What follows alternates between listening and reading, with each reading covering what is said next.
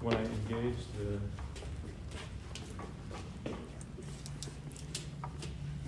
this damper rod, it comes up first over here and then it kind of moves down, and this first damper is the last one to pull off. You see that?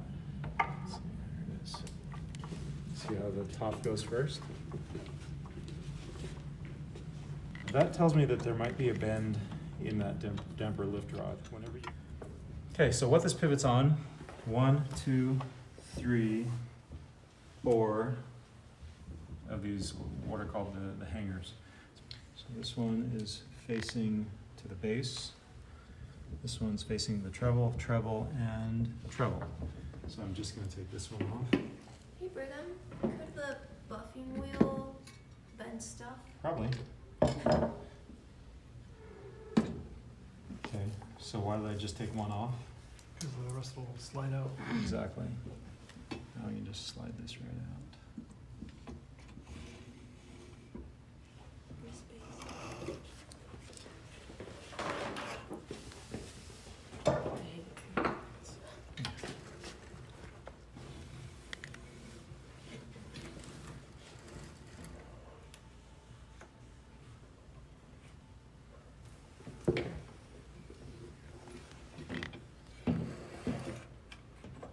Thanks, Matthew. Okay, I definitely see that one on the end is definitely bent. So I would recommend checking this. You don't need to check it every time, but if it's doing this one side before any of the others, then I would check the alignment.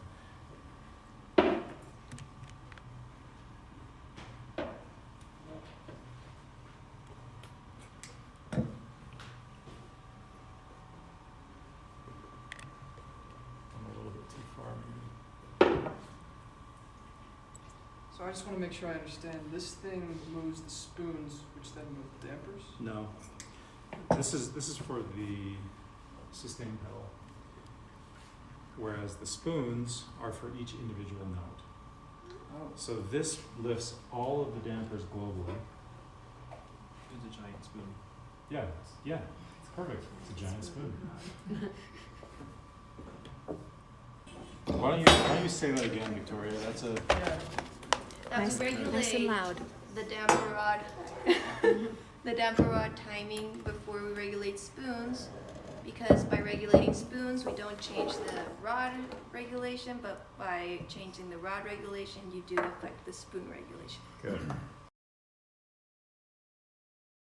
This is actually kind of like what I was talking about yesterday with the let-off rail, that you always tighten the let-off rail, because one little move and all of your let-off work is kaput.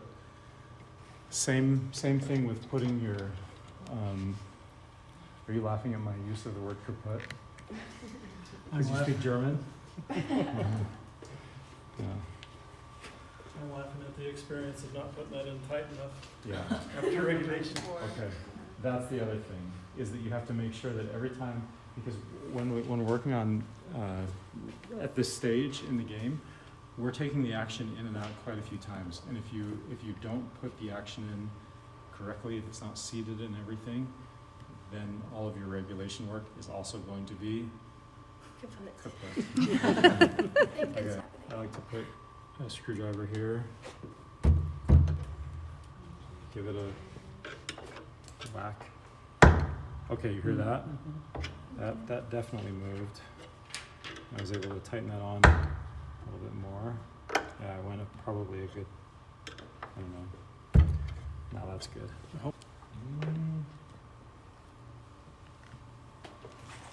It's better.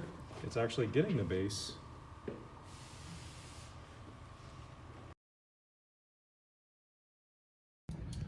I'll show you these first. Oh, you're This is forward. a damper wire. So I have these two different. They're actually the same tool, but this one's been bent because sometimes it just fits better.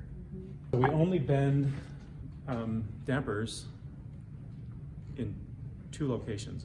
I mean, there are exceptions, but basically for what we're doing here, for all, like, for what we're we're working on. It's only 2 places that we actually make bends. And for this one, there's only 1. And where is that? The very bottom? Or Yeah, it's gonna be the very bottom. So we'll do the Yeah. very bottom. So it's where the wire connects into the wood damper lever. I'm gonna grab it right there and I'm gonna lift it up. Why to- would there only be one for this piano? Well, for what we're for timing, that's all we're gonna work on. But then later for alignment, we'll go to the very top where we bend the head.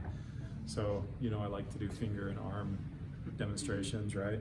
So if this is the wire, this is your damper head right here, my hand, and then the damper lever is down here. So you only grab it here to make your bend, right? That's like the big overall global bend. And then if you want to change your position, your whatever alignment of your damper head, you only do it at the very top, never in the middle.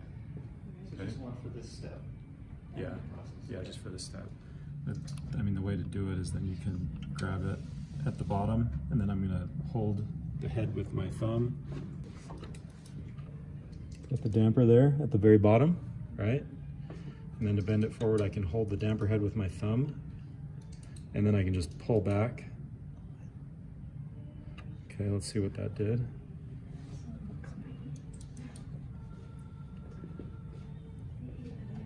So what I'm going to do is I'm going to try and more or less match. It's somewhat arbitrary, but I mean within limits. I'm going to try and kind of match because I'm going to say that because this is kind of in the middle as far as when it lifts. I'm going to try and kind of match the timing of this one with the middle. All right, then I'm going to just grab another one in the middle, just kind of at random. So Brigham, is the idea that the moment you sort of like touch the pedal, they should all begin to move? No, but when one moves, they all move. And you want them, isn't that about a third to halfway of the travel of the hammer? That's spoons. Oh. You don't start at one end, get that one perfect, and then do number 2, and then number 3, and then number 4. You just do the very worst one, and then you do the next worst one, and then the next worst, and then the next worst, and then the next worst, and then pretty soon the whole level of everything just kind of rises. So I'm not going to do this one, then that one, then that one, then that one. I just kind of grabbed one at random, and now when I engage stain pedal, okay, get the camera up here. If you can imagine it, try to just look at this damper and this damper.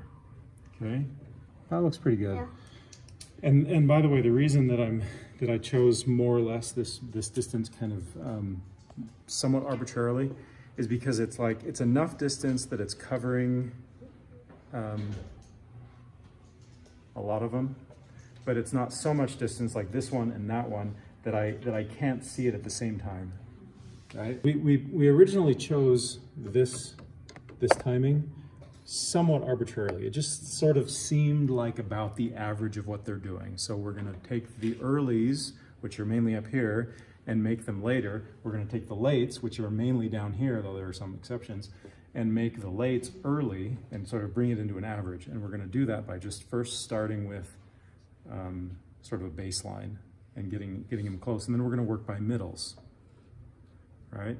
So I'm going to get one here, one here, one here, one here, and then I'm going to cut it in half. Since we have these two, now we're going to get that one, and then since we have these two, we're going to get that one, and then middles, and then middles. It's just much easier to do it before gluing the hammers in and before getting the rest rail and spring rail in. Because then afterwards, you have to do it anyways, but it's not a lot of changes. Okay, good. Yeah, I mean, he taught me that, so he knows. Yep. Okay, why don't we pretend like we've done these. Let's just do a few of these so you can kind of see this whole section kind of come together. Okay. Let's go with this one on the end.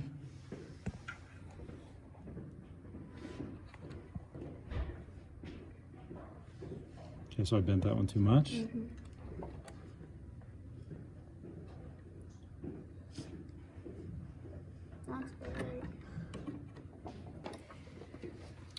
Just because it kind of helps. So I'm just gonna block that out so it doesn't distract me, okay? And now if I look kind of at this section, I go really slowly, I can see this one's early, that one's early, and then these two a little bit early, but it's kind of coming together. Okay, that's pretty close. Okay, so that was, what about 6 or 8 or 10 minutes or something like that for, what, 4 or 8 of them. So when it's this bad, you know, this whole project might take you, you should be able to get it done in an hour to 2 hours when it's this bad. So if it's taking you, I've had people that are doing this that have taken like 2 days and it's still not even good, and I'm like, why didn't you ask me? Just like, come ask me. Most of it is just getting the feel for making ever so slight changes. Otherwise you're just going to be going, it's too early, now it's too late, now it's too early, now it's too late. And you've got to, the other key is just being so soft.